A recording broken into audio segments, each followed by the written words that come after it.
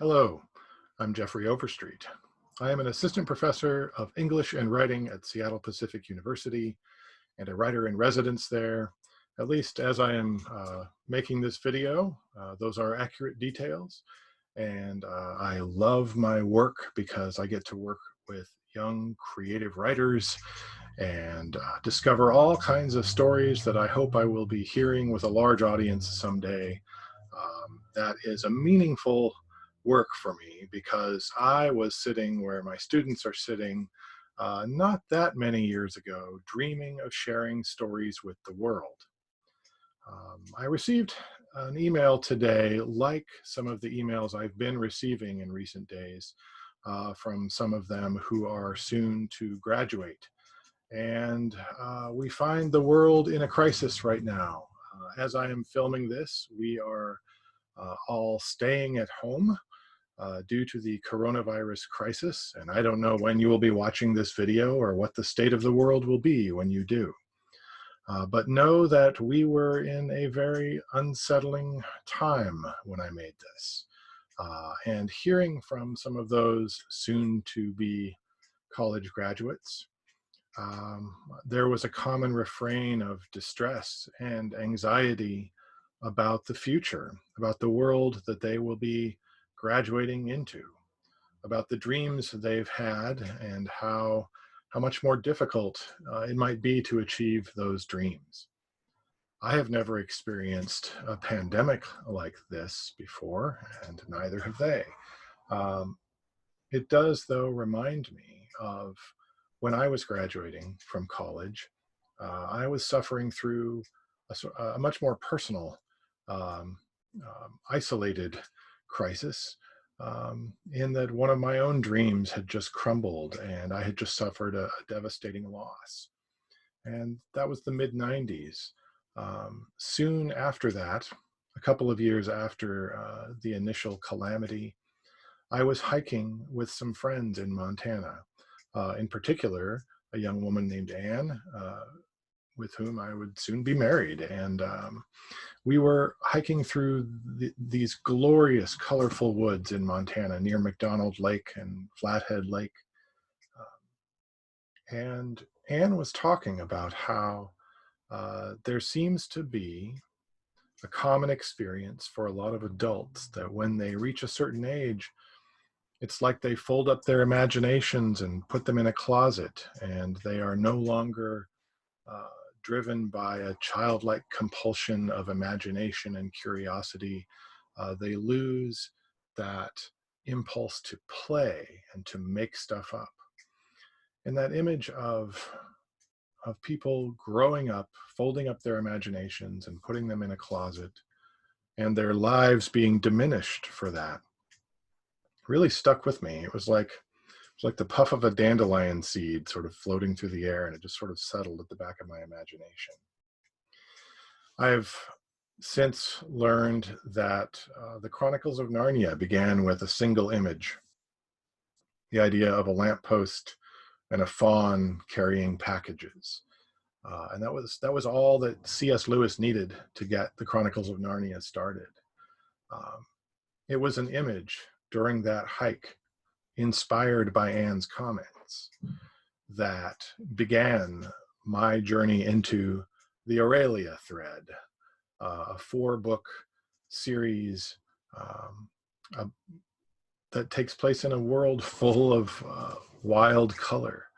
And I suddenly had this image of a young woman stepping out of the trees onto this high point looking out over the woods, and she saw there a city that she had never seen before, a city in the distance that seemed devoid of color. And this inspired an ache in her heart, for she, as a child of the woods, had been gathering all of the colors of the forest, including colors people had never seen before. And she felt this compulsion, this compassion to go into the city and bring all of the colors that she had found and to awaken them to all that they were missing in life. It's funny how just an offhand comment on a hike through the woods can inspire a picture. And I thought this might be the beginning of a short story, and I wrote it down. And then I began sharing that story with friends, and they started asking questions about supporting characters, about minor characters, and I got curious about those characters too, and I would go back and revise, and this grew into 4 books, into the Auralia thread. That was the mid-90s. It wasn't until more than a decade later that the first book, Auralia's Colors, was published, and readers began to explore that world with me. That's an event for which I am very grateful. And I'm still kind of amazed that it even happened. But art can be born in a crisis.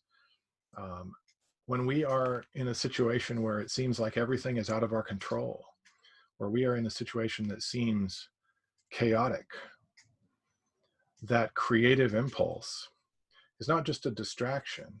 I think it is a meaningful response to that sense that everything is out of control, that something in us wants to speak to us about the big picture, reminding us that there is, as Madeleine L'Engle said, there is cosmos in the chaos, that what appears to be out of control to us is actually part of a much bigger picture, a grand dance in which anything that seems out of control is ultimately reconciled into the larger, more meaningful picture. That is not to diminish the weight of the pain and the suffering and the tragedy going on around us, but it is to say that there is no problem so great that love and grace cannot draw it all together into a meaningful whole. I wasn't thinking about that when I wrote the Auralia thread. I was following characters and getting excited about this world I was discovering on the page. It seemed to take on a life of its own, and I was just trying to do it justice. I hope I did. But looking back at it now, I can definitely see shadows that remind me of what I was suffering at the time, and how the story was telling itself to me as a way of giving me a sense of design in the middle of the trouble. So, responding to my students, I want to encourage them to keep writing. I want to encourage them to chase their curiosities and ideas. I want them to know that it may be that what comes out of this crisis, it may not be about the crisis. It may not be a book about a pandemic. I kind of hope it isn't. But it may be that their fears and their questions are inspiring a response within them, that something creative may come out of this that speaks first and foremost to them, maybe only to them, but perhaps not, maybe to many other people, about what is possible and about finding the cosmos in the chaos of these current events. I grew up reading a book that came out of chaos, Richard Adams' novel Watership Down. It remains my favorite novel to this day. Richard Adams was just telling a story to his daughters on a road trip. But if you read it, you will know that this was an author with experience on battlefields, and that all of the trouble he experienced in those battles was making its way into this story, and that he too was finding cosmos in chaos, whether he would use those words for it or not. And the arc of this story is deeply embedded in my imagination because I read this book over and over and over as a child. I hear echoes of this story in the Auralia thread, as it also is about people looking for their true home, people following these rumors of glory, these glimpses of cosmos and chaos in search of a better world, a world more like the one they feel they were born to live in. The Auralia thread becomes about that, much like Watership Down is a story of that for a bunch of rabbits that have left their home following the rumors of glory that were captured in a vision by a young and prophetic rabbit named Fiver. The stories are not very much alike, but I think about that a lot. I think about how in this story, the rabbits are suffering trauma and a loss of hope. But then one of their own, a storyteller named Dandelion, begins reminding them of the stories that have shaped them as a community, as a people. And those stories end up inspiring and guiding them in their journey toward a better place and a stronger, more promising future. So I thought this might be a good time for me, as I am feeling great uncertainties and anxieties in the middle of all of this, to go back to the story that rose up in me and on the page and from forces beyond myself, to try and revive within my heart a sense of meaning and hope. It did then. I hope it will again as I revisit it now. But on the encouragement of friends, I am here to share the story with you. So let's begin. The first book is called Auralia's Colors. I'm going to share a screen with you here for a moment. So this is an overview of the Auralia thread, the 4 books: Auralia's Colors, Cinder's Midnight, Raven's Ladder, and The Ale Boy's Feast. And this is the book that I'm going to begin reading to you now, that I first drafted in 1996 and the years following. And as you can see, the artist, Christopher Orr, settled on the precise moment in the story that was the image that inspired the story for me. We did not coordinate on this, so it's remarkable that he found that moment to be the best one for the cover of the book. So I'm grateful to Christopher Orr for his contribution there. When you open the book, you will see a map created by the artist Rachel Beatty, who lives just a few blocks from me here in Shoreline, Washington. She did this remarkable artwork that shows the span of the country in which the story takes place. I always feel a bit of a thrill looking at this because it reminds me of how much time I spent exploring maps in my favorite books as a kid, including Watership Down, but also, of course, The Lord of the Rings. So this is an image of the Expanse, the story in which the Auralia thread unfolds, the territory in which those stories take place. And we will come back to the images in a bit to enhance the reading, and so that you don't have to just stare at my face through this whole thing. But first, I want to share with you the acknowledgments that begin the book. And I really do think of them as the beginning of the book, because this book would not exist without a creative community that surrounded me during my time of loss and heartbreak. So many creative, loving people who carried me through that difficult time, and then who cared about this story and attended to it and helped me bring it to life on the page. So here is Auralia's Colors. And to wrap up this first video in the series, I will read for you the acknowledgments at the beginning of the book. I want to thank Waterbrook Multnomah Press. They were just Waterbrook Press back when this book was published. And there will be other names from that wonderful community. So many people contributed to this, the fulfillment of my lifelong dream. If I thanked them all in print, that would be a volume in itself. Above all, I thank Anne, my best listener, my favorite editor, and a poet whose journal entries enchant me. I thank my parents, Larry and Lois Overstreet, for investing time, prayer, and resources in my writing. And I thank my brother Jason, who patiently listened to me read my first storytelling attempts when we were very young. I owe a great debt of gratitude to the many teachers and professors who gave me encouragement and showed me such patience, especially Michael Demkowicz, David Robinson, Luke Reinsma, and Rose Reynoldson. Rose Reynoldson taught the imaginative writing course at Seattle Pacific University that I am now teaching. so it is especially meaningful to me that her name is in this book. I miss her very much. I am also grateful to Linda Wagner and to the members of her science fiction fantasy writing circle, Beth Harris, John and Margaret Sampson Edgell, and Peyton Burkhart, who critiqued the earliest drafts of this story. To my coworkers at Seattle Pacific University, who endured my zombie-like state during the final months.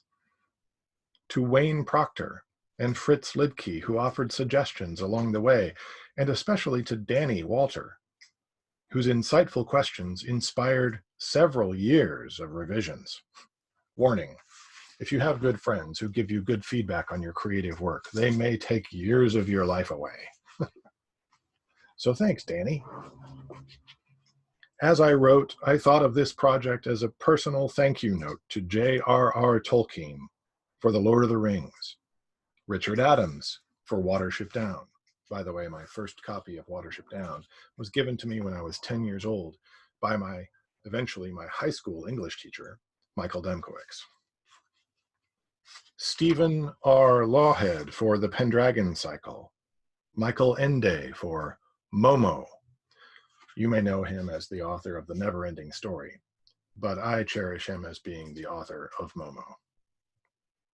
Mervyn Peake for the Gormenghast novels, Mark Helprin for Winter's Tale, Guy Gavriel Kay for The Sarantine Mosaic, and Patricia McKillop for the Book of Atrix Wolf. I hope to personally thank each writer here or beyond.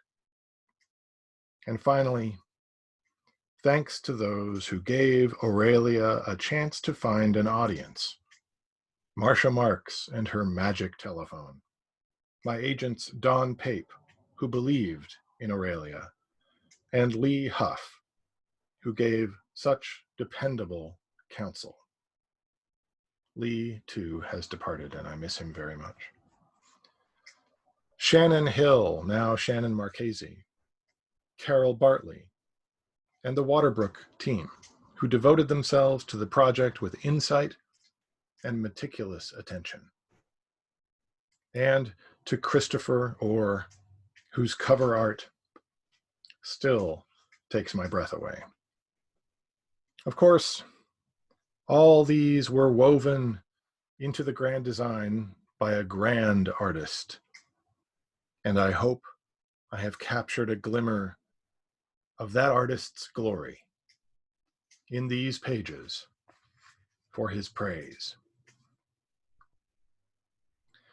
Well, it is true of almost any author that when they look back on a work that is several years old, they don't feel about it quite the way they did when they wrote it. That is true of Auralia's Colors for me. There is still so much in these stories that I love.